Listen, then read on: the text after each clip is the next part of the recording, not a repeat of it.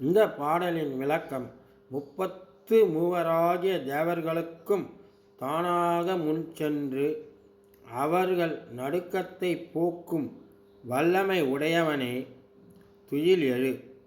செப்பம் உடையவனே, ஆற்றல் உடையவனே, பகைவர்களுக்கும் காய்ச்சல் உண்டாக்குகின்ற விமலனே, துயில் எழு. செப்பு போன்ற மென் முளைகளும் சிவந்த வாயினையும் சிறிய இடையனையும் உடையவளாகிய நம்பின்மையை திருமகளே, துயில் எழு. நோன்புக்குரிய கருவியிலாகிய ஆலவட்டத்தையும் கண்ணாடியும் தந்து உன் கணவனை எம்பொருட்டு இப்போதே நீராடு என்று இந்த பாடலின் விளக்கம் உள்ளது.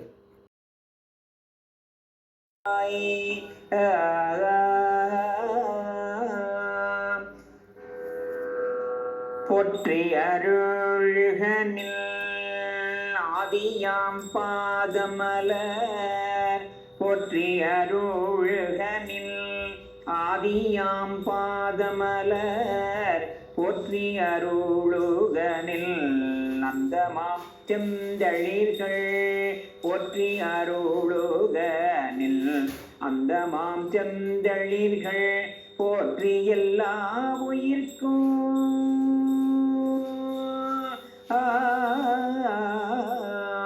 போற்றி எல்லா உயிர்க்கும் தோற்றமாம் பொற்பாதம், போற்றி எல்லா உயிர்க்கும் தோற்றமாம் பொற்பாதம், போற்றி எல்லா உயிர்க்கும் போகமாம் பூங்கழல்கள், போற்றி எல்லா உயிர்க்கும் போகமாம் பூங்கழல்கள், போற்றி எல்லா உயிர்க்கும் ஈராம் இணையடிகள், போற்றி எல்லா உயிர்க்கும் ஈராம் இணையடிகள், போற்றிமால் நான் முகனோன் காணாத புள்ளறியோ, போற்றிமால் நான் முகனோ காணாத புள்ளறியோ, போற்றியாமுய்ய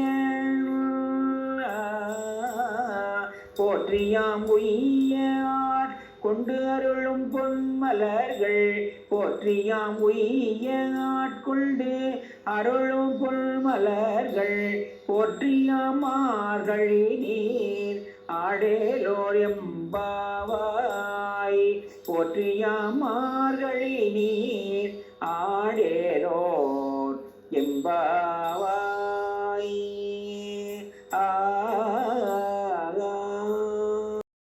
இந்த பாடலின் விளக்கம், திருவெம்பாவையின் முதலில் ஆதியும் அந்தமும் இல்லா அருட்பெருஞ்சோதி என்றருளினார். இம்முடிவில் அருட்பெருஞ்சோதி 5 தொழிலும் புரியும் பொருட்டு திருவுள்ளங் கொண்டருள்வதால் ஆதி ஆயிற்று. 5 தொழில் செய்து முடிந்ததால் அந்தம் ஆயிற்று. ஆதி முதல் அந்தம், முடிவு முதலும் முடிவும் நேர்கின்றன. 5 தொழில்கள் புரிதலால் அத்தகைய ஆதியும் அந்தமும் திருவடிகளே. அவை நன்மை காத்தருள்க. தோற்றம் படைப்பு, போகம் காப்பு, ஈறு அழிப்பு, காணாமை மறைப்பு, ஆட்கொண்டருதல் அருள்வு, எல்லாம் எல்லா உயிர்க்கும் பொது. 5 தொழிலும் திருவடிகளே செய்யும். காணாமை அடிமுடி தேடிய வரலாற்றை குறிப்பிட்டு உய்தல், எவ்வுயிரோடும் நமக்கு உரித்து 7 அடியிலும் திருவடிகள் காத்தல் வேண்டும் என்றபடி கற்றடியில் மார்கழி நீர் ஆடல் என்னும் சொல் வழக்கம் கூறப்பட்டது. 1. தோற்றம் துடியதனில். 2. தோயும் திதி அமைப்பில். 3. சாற்றிடும் அங்கியிலே சங்காரம். 4. ஊற்றமாய் ஊன்றும் மலர் பதத்தே உற்ற திருதும். 5. மூர்த்தி நான்ற மலர் பதத்தே நாடு.